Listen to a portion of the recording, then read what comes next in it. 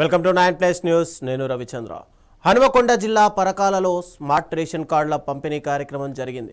ఇక MLA camp కార్యాలయంలో జరిగిన కార్యక్రమంలో ఎమ్మెల్యే రేవూరి ప్రకాష్ రెడ్డి పాల్గొన్నారు.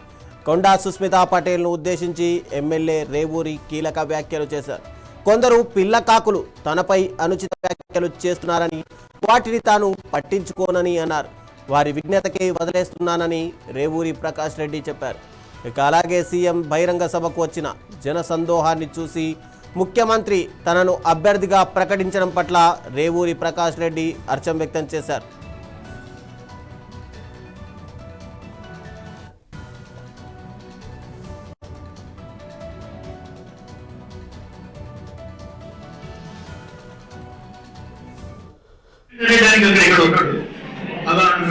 ఆయన మా డ్రైవర్ నుండి ఆయన అడుగుతాడు, సార్ ఏం తింటాడు నాకు చెప్పి నేను కూడా తింటా, నేను కూడా బలంగా తయారు కావాలంటాడు.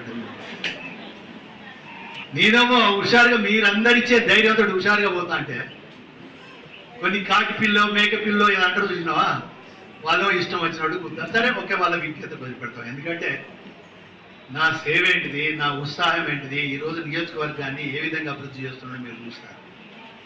మొన్న వచ్చిన ప్రపంచాన్ని చూసి ముఖ్యమంత్రి గారు స్టేజ్ మీదనే నన్ను ప్రకటించేసాడు. మళ్ళీ రెండోసారి ఆ ప్రపంచాన్ని చూసే నేను పైసలు ఇచ్చి తీసుకొచ్చారు. 80% కార్యకర్తలు కష్టపడి తీసుకొచ్చుకున్నాను. ఓ 20% మా ట్రాన్స్పోర్ట్ అది శాతం కాదంటే 20% నేను ఇచ్చాను. నేను అనుకోవడం ఇప్పటివరకు సీఎం గారి మీటింగ్లో ఇట్లా వాలంటరీగా తీసుకొచ్చిన సభ్యులు ఇక్కడ ఉండరు అనుకుంటా.